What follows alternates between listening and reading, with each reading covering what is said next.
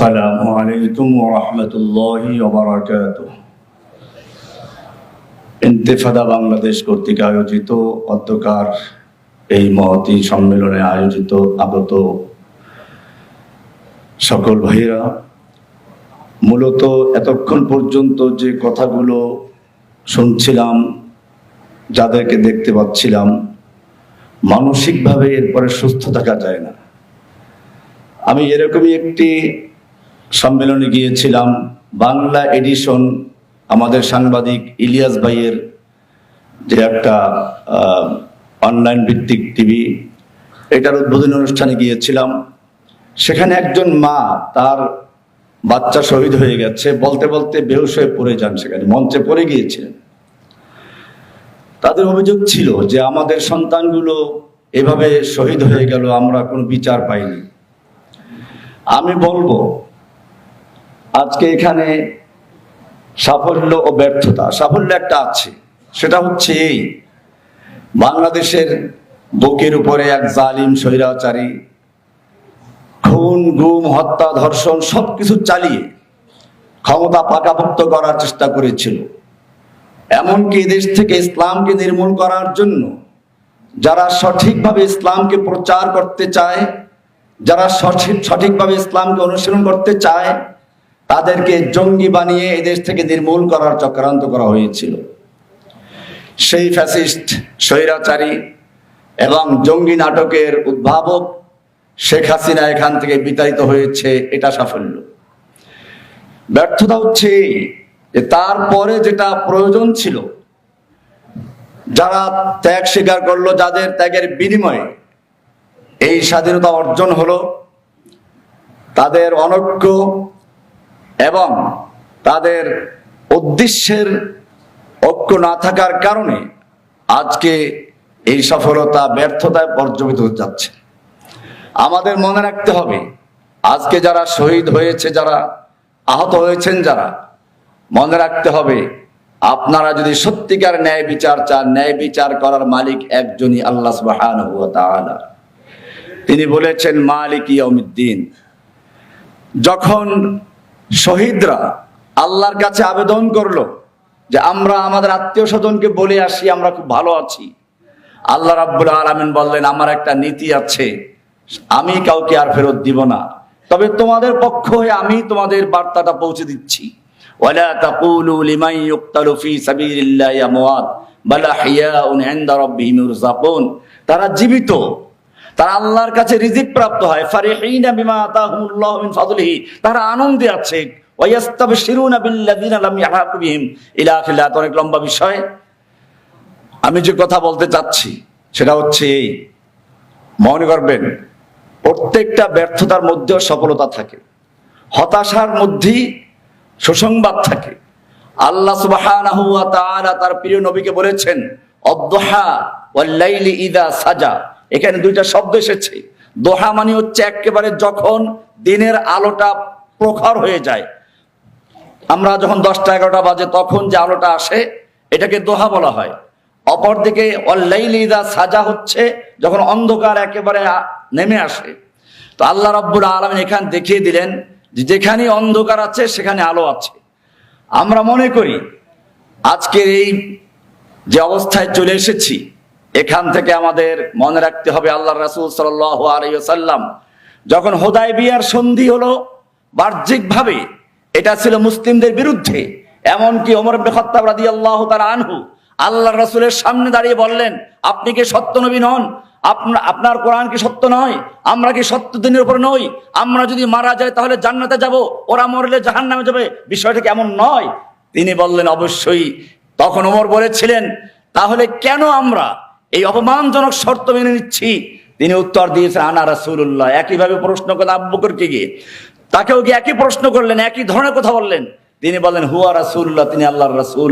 ফিরে আসলেন, আল্লাহ রাব্বুল আলামিন নাজিল করলেন ইন্না ফাতাহনা লাকা ফাতহাম মুবিনা, আমি আপনাকে স্পষ্ট মহান বিজয় দান করেছি। এটা বিজয় যেখানে সবগুলো ছিল মুসলিমদের বিপক্ষে। হ্যাঁ, বিজয় হয়েছে, দুইটা বিজয় হয়েছে। ফাতহুন শব্দের অর্থ হচ্ছে তালা খোলা। ফাতহুন শব্দের তালা খোলা। এক তো হচ্ছে মক্কার তালা বন্ধ ছিল, এখন যদি এবছর ঢুকতে পারি নাই, কিন্তু আগামীতে উমরাতুল কাজা করব, এবং এর ধারাবাহিকতায় ইনশাআল্লাহ মক্কার তারা চিরতরে খুলবে, মুসলিমদের মক্কা বিজয় হবে। সেই সংবাদ ছিল এখানে। আরেকটি ছিল অর্থনৈতিক বিজয়। সেটা ছিল এরকম, মক্কার শত্রুদের থেকে যখন চুক্তির মাধ্যমে একটা নিরাপত্তা লাভ করা গেল, আশঙ্কা মুক্ত হয়ে গেল, এখন ধরার সময় এসেছে মদিনার পাশে বড় বড় শত্রু ছিল, বিশেষ করে খায়বর এলাকার ইহুদিরা, যারা সুযোগ পেলে মুসলিমদের ধ্বংস করার চক্রান্ত করত।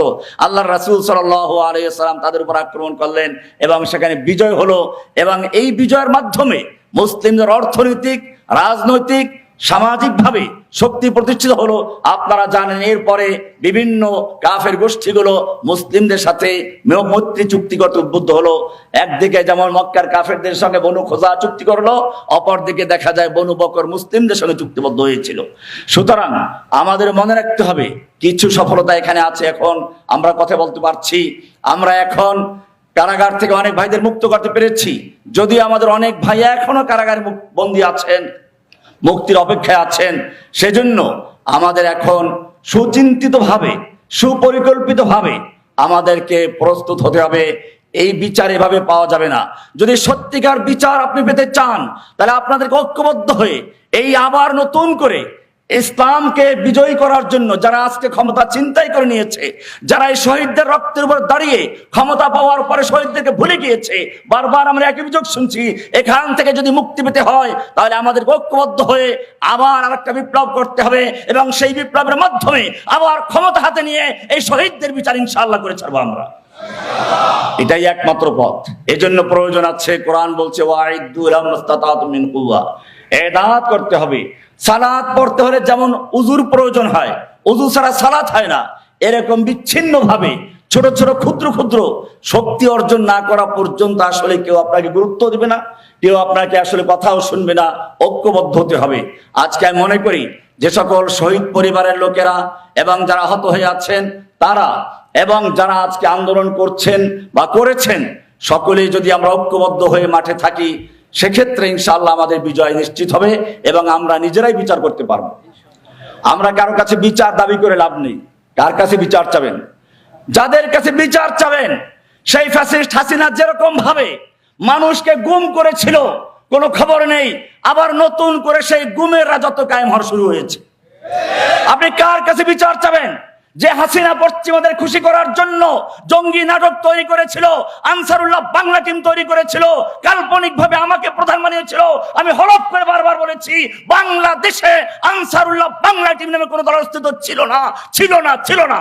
এটা সম্পূর্ণ হাসিনা তৈরি করেছিল।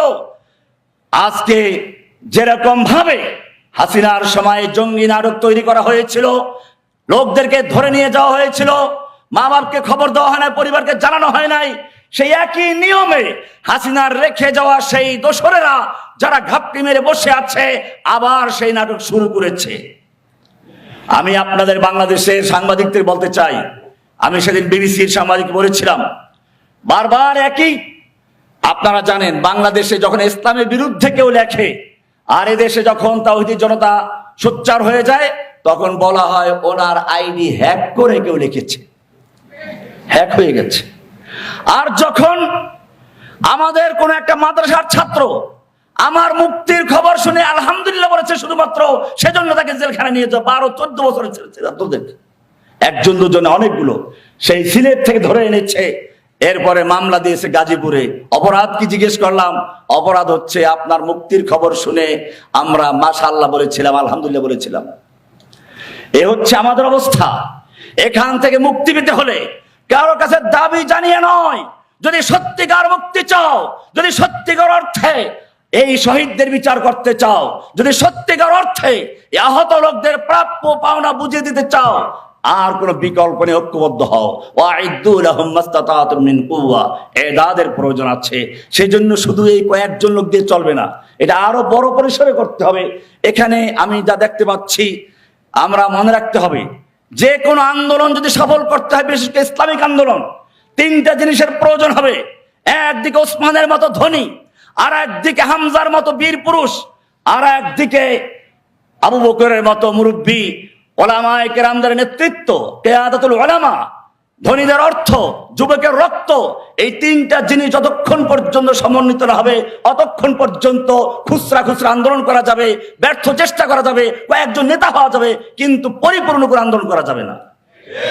সেই জন্য যদি আপনারা সত্যিকার অর্থে একটা পূর্ণাঙ্গ আন্দোলন দ্বারা করতে চান, একটা শক্তি অর্জন করতে চান, তাহলে এই ছোট পরিসরে নয়, এটা উচিত ছিল আরো বড় আকারে। বড় বড় ওলামায়ে কেরাম যারা কমপক্ষে আমাদের আদর্শের সঙ্গে যে মিল আছে, যারা নির্যাতিত নিপীড়িত, সেই লোকগুলোকে নিয়ে আরো বড় পরিসরে পরিকল্পনা নিয়ে আগান। ইনশাআল্লাহ আপনারা সফল হবেন। নাসরুম মিনাল্লাহি ওয়া ফাতহুন করিম।